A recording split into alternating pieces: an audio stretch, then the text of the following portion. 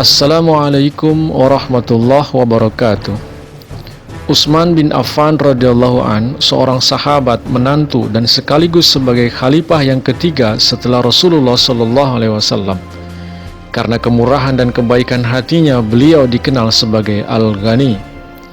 Sayyidina Utsman bin Affan radhiyallahu an lahir di Taif sekitar tahun 579 Masehi. Beliau lahir 7 tahun setelah Rasulullah sallallahu alaihi wasallam dan 42 tahun sebelum peristiwa hijrah ke Madinah.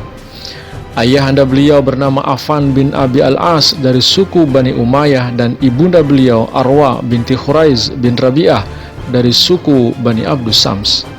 Ayahanda beliau meninggal di usia muda saat bepergian ke luar negeri, meninggalkan Sayyidina Utsman dengan harta warisan yang banyak. Sementara itu ibunda beliau masuk Islam dan ikut hijrah ke Madinah, kemudian wafat di masa Sayyidina Utsman menjadi khalifah. Sebagaimana ayahandanya, Sayyidina Utsman menjadi pedagang yang terampil. Perniagaannya berkembang maju, membuatnya menjadi salah satu orang terkaya di Mekah. Sayyidina Utsman dikenal sebagai pribadi yang lembut dan murah hati. Beliau juga dikenal sebagai seorang terpelajar, di mana beliau salah satu dari 22 orang Mekah yang pandai baca tulis. Sekitar tahun 611 Masehi, sekembalinya Sayyidina Utsman bin Affan dari perjalanan niaga ke Suriah, beliau untuk pertama kalinya mengetahui tentang pendakwaan Rasulullah sallallahu alaihi wasallam. Sayyidina Utsman berusia sekitar 34 tahun saat bibi beliau memberitahukan tentang Rasulullah sallallahu alaihi wasallam dan pesan Islam yang sedang beliau sallallahu alaihi wasallam ajarkan. Kemudian Sayyidina Utsman menceritakan hal ini kepada teman baiknya, Hadrat Abu Bakar radhiyallahu an, yang kemudian lebih dulu beriman. Hadrat Abu Bakar radhiyallahu an kemudian mengajak Sayyidina Utsman untuk beriman juga. Hadrat Abu Bakar selanjutnya membawa Sayyidina Utsman ke hadapan Rasulullah sallallahu alaihi wasallam. Rasulullah pun berbicara kepada Sayyidina Utsman dan mengatakan kepadanya bahwa beliau sallallahu alaihi wasallam adalah Nabi Allah dan diutus untuk seluruh umat manusia. Tanpa ragu, Sayyidina Utsman kemudian menerima Islam dan melakukan baiat langsung di tangan Rasulullah sallallahu alaihi wasallam sendiri. Dengan demikian, Sayyidina Utsman bin Affan termasuk As-Sabiqunal Awwalun, yaitu golongan yang pertama-tama masuk Islam. Setelah menerima Islam, Sayyidina Utsman mendapat karunia besar dengan menikahi Ruqayyah radhiyallahu anha, putri Rasulullah sallallahu alaihi wasallam. Kabar tentang masuk Islamnya Sayyidina Utsman membuat kaum kerabat beliau terkejut dan murka. Bani Umayyah sangat menentang ajaran yang dibawa oleh Rasulullah sallallahu alaihi wasallam. Oleh karena itu, Sayyidina Utsman pun menerima penganiayaan dan kesukaran-kesukaran sama seperti yang dialami umat Islam lainnya saat itu. Karena penganiayaan terhadap kaum muslimin yang masih sedikit itu terus meningkat, maka Rasulullah SAW menyerukan kepada mereka untuk hijrah ke Abyssinia atau Habsah. Sekitar bulan April 615 Masehi, Sayyidina Utsman dan istri beliau Ruqayyah bersama dengan 10 pria muslim dan 3 wanita lainnya memenuhi seruan Rasulullah. Mereka hijrah ke Abyssinia. Di Abyssinia, Sayyidina Utsman melanjutkan kegiatan dagangnya sehingga terus berkembang maju. Setelah 4 tahun di Abyssinia, mereka mendengar desas-desus bahwa orang-orang Quraisy telah menerima Islam. Mereka pun kemudian memutuskan untuk kembali ke Mekah, hanya untuk mengetahui bahwa rumor itu salah.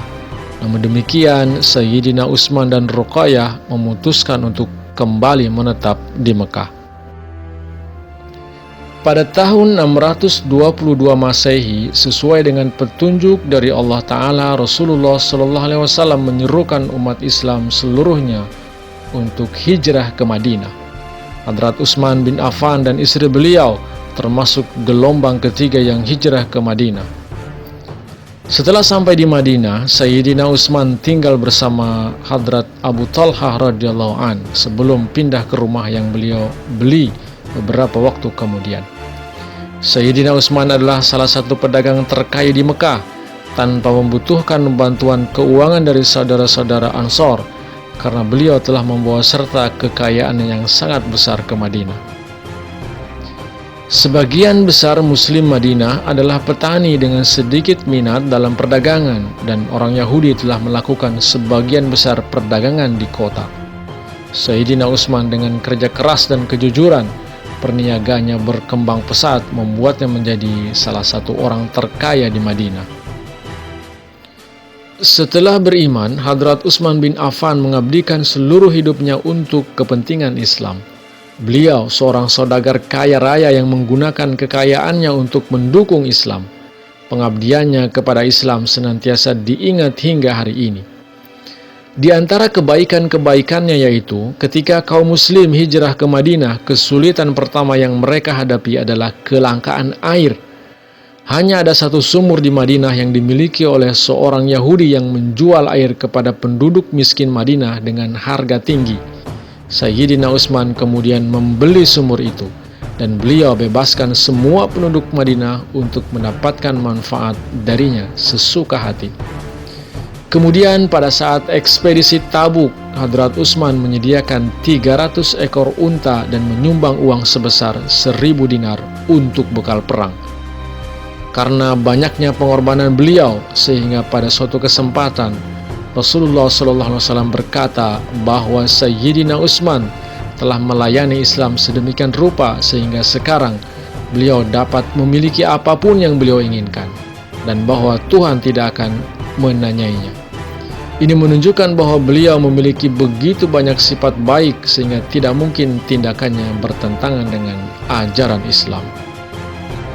Rasulullah SAW memiliki kecintaan dan perhatian yang istimewa terhadap Hadrat Utsman bin Affan radhiyallahu an sebagai pribadi yang paling jujur dan rendah hati di antara kaum muslimin. Beliau digelari dengan sebutan Dzun Nurain, yang artinya yang memiliki dua cahaya, dikarenakan menikahi dua putri Rasulullah SAW, yaitu Hadrat Ruqayyah radhiyallahu anha dan Hadrat Ummu Kulsum radhiyallahu anha. Kehilangan orang yang dicintai merupakan salah satu hal tersulit yang harus dihadapi, jenis rasa sakit yang memiliki efek abadi bagi seseorang. Ketika Ruqayyah radhiyallahu anha wafat, sulit bagi Sayyidina Utsman karena beliau tidak lagi menjadi menantu Rasulullah SAW.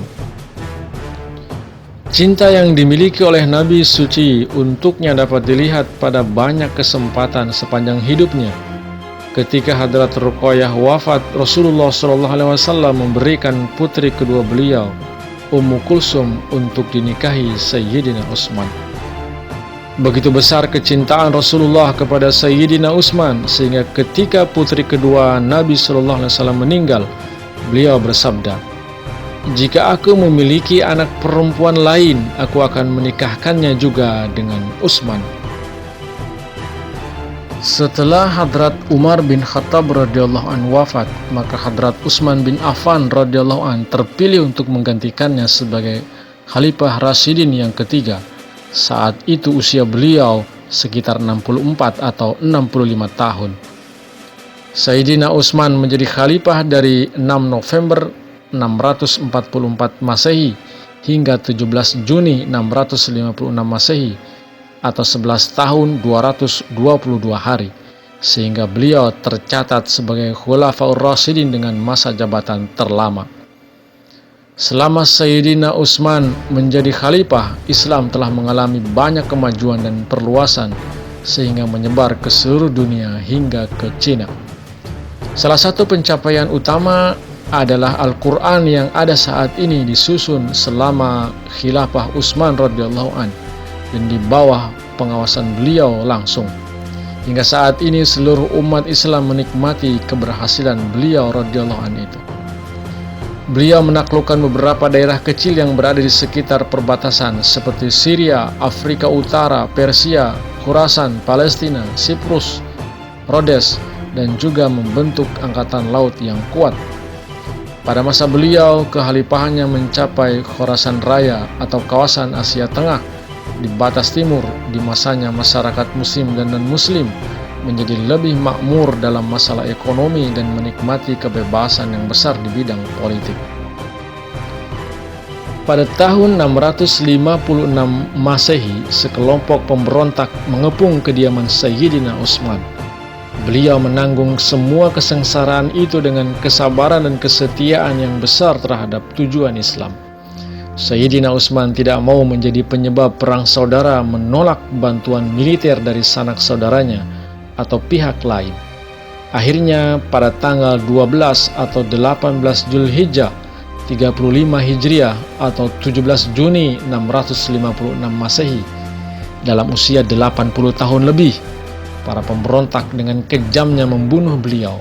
Kemudian beliau dimakamkan di Jannatul Baqi, Madinah. Kesyahidan Hadrat Utsman menyisakan kesedihan dan penyesalan yang mendalam di kalangan umat Islam. Beliau dibunuh secara brutal oleh orang-orang munafik. Sayyidina Utsman dikenal sebagai pribadi yang dapat dipercaya, baik dan murah hati. Bahkan sebelum masuk Islam, beliau dikenal karena kejujuran dan integritasnya. Hadrat Utsman adalah seorang pria dengan hati yang lembut dan baik, sehingga beliau dikenal sebagai Al-Ghani, yaitu orang yang murah hati. Demikianlah biografi Utsman bin Affan radhiyallahu an yang disajikan secara singkat, dan sebenarnya masih banyak sekali hal yang menarik dari beliau radhiyallahu an. Semoga bermanfaat. Jangan lupa untuk dukung kami dengan subscribe, like, dan share video ini. Terima kasih.